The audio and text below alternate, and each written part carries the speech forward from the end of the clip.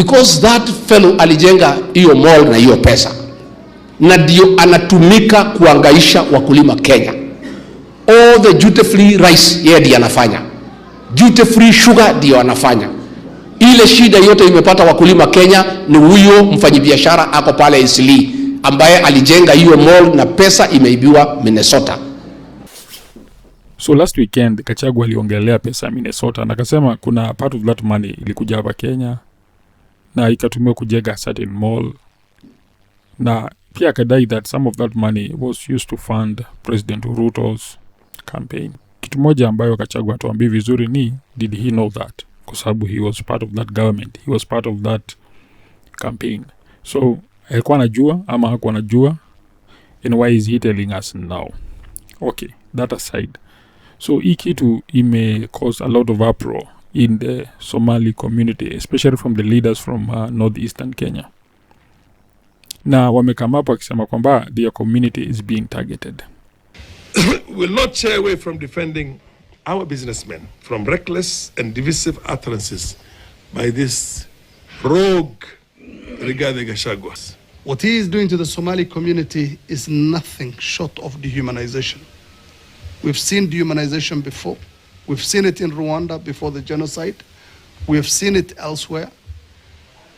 What Rigathi Gachagua is doing to the Somali community is dehumanization, and we'll call it by its name. Now, swali yangu ni, hii kitu ya wanasiasa kukula vitu peke yao, I'm not saying walikula pesa Minnesota, but let us assume they did. Wakikula, hakuna mtu alikuwa. But sasa now that somebody is calling them out, now they are claiming is the community being attacked. I do not like Gachagua the slightest bit. Na lakini wahenga wanasema mgala muue na haki umpe. So my question is there any credibility to the story Gachagua is telling? Because if there is any credibility, then we need to investigate. But we can only know if there is any credibility to the story if we do really investigate the story. So I was saying, hii tabia ya wanasiasa kusema we are being attacked while they eat alone. But when it comes for time for justice, it is our community. Take for example Rigathi Gachagua. He has been in government. I don't know what kind of scandals he involved himself in. I don't know what kind of looting he involved himself in, but I'm pretty sure he did. Now, if that time comes when he is being asked questions concerning his fraud, his mistakes, the things he ate, I will not board his ship. Nianze kusema that our community is being targeted. Kwa sababu akikula alikuwa peke yake na watoto wake. So this thing sijui inatokaga wapi. Now sijui hawa watu wa northeastern Kenya wametoa community wapi. It is a question of an individual.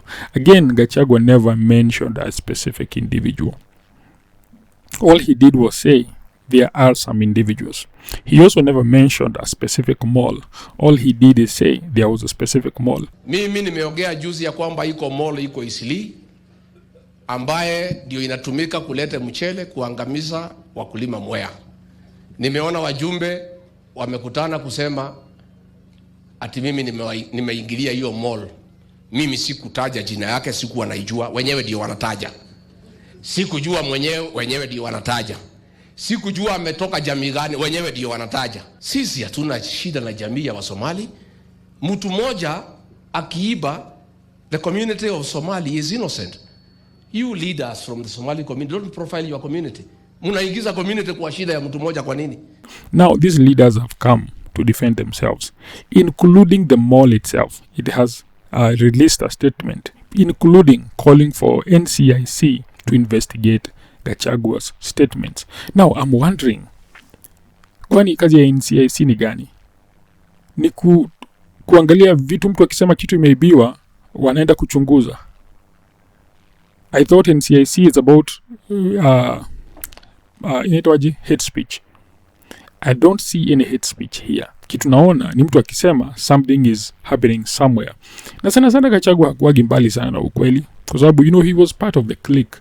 He knows 1, 2, 3 things about what is happening that we do not know. when he speaks, I believe he speaks from a point of knowledge. So kabla Wasomali wote wa join ship na waanze kusema tunakuwa attacked, ningependa mjiulize, wewe hawa watu wakikula ama hawa watu wakifaidika wenye wako kule juu, wewe ulifaidikia wapi?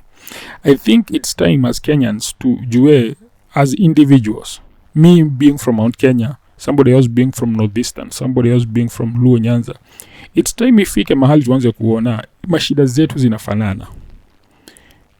For the normal person, mashida zetu zinafanana.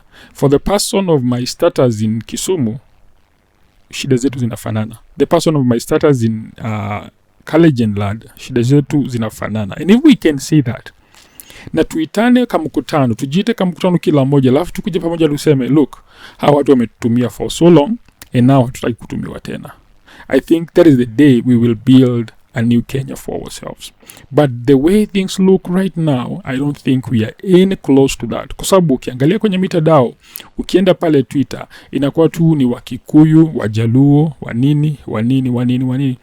And our leaders love that. They love when we engage in that, because they know that if we engage in that, we will never unite and we will never be able to stand against them. And every community iko na clique ambayo imewaumiza, imewanyanyaza. You go to the Nyanza region, there is a clique. You go to Gusii land, there is one. You go to Luya land, there is one. Come to the Kikuyu land, there is one. Every one of us has suffered at the hands of the elites. And when they are up there, they are together. Like right now, Ruto is working with the Kikuyus, with the Luos, with the Luyas to make sure ametuweka mahali tunafaa kukaa.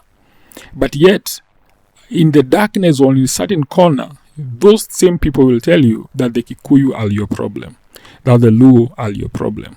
They are, like, for example, let us look at the united opposition thing. I don't have much hopes in it, but it would be a good thing if it would work. But why wouldn't it work? Because of tribalism. There are some people who will never join it just because Gachagua is in there, and they feel like this is Kikuyu thing and we do not want anything to do with that.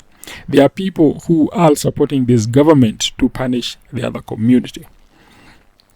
And there are people who are opposing this government just because the other community is in there and they want to oppose it. Now, this is the joy of the politicians. They want us to remain like this. I don't know what will happen, but if nothing happens, and if we don't come to our senses and we say, enough is enough, we can chart our way forward as a country. Now, watu wameshainuka, but they end up being killed. I remember this case of this guy, alikuwa anaitwa huyu jamaa, Ekuru Aukot. Nakumbuka kuna siku alikuwa amepata popularity sana, na alikuwa amekuja na bill yenye ilikuwa nasema punda imechoka, and it went to county assemblies. It passed in several county assemblies, but the elites looked at the thing and they said, huyu jamaa atakuja kutuangusha. And I remember very well, Ruto akaenda kwa backyard yake akawaambia angusheni hii kitu. Raila Odinga, the late, alienda kwa backyard yake akawaambia angusheni hii kitu. Uhuru Kenyatta akaenda kwa backyard yake akasema angusheni hii kitu. Why?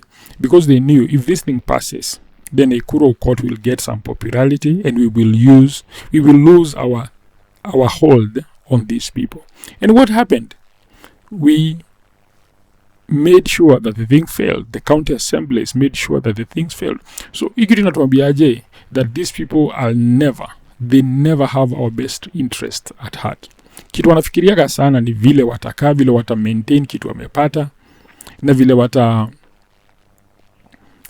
tu in control. Because why? A bill that had the support of most Kenyans, why would they ensure that it failed? It tells me one thing, that they don't care about what Kenyans want. All they care about is their influence and their interest. And as long as hizo zimeangaliwa, hawana shida. Nyinyi shindeni huko mkingongana gogana. Uhuru Kenyatta will never be poor. Mudavadi will never be broke. Oburu Odinga will never be broke. Plus his generations. Ruto will never be broke. Now, if we allow these guys to sit up there and dictate what we should do with our lives in our country, then we must be prepared for a whole big mess. Now, it's almost a hopeless situation But I think if we can start reasoning one person after the other, naona tunaweza anza hatua moja bara nyingine kuchart a new future for this country.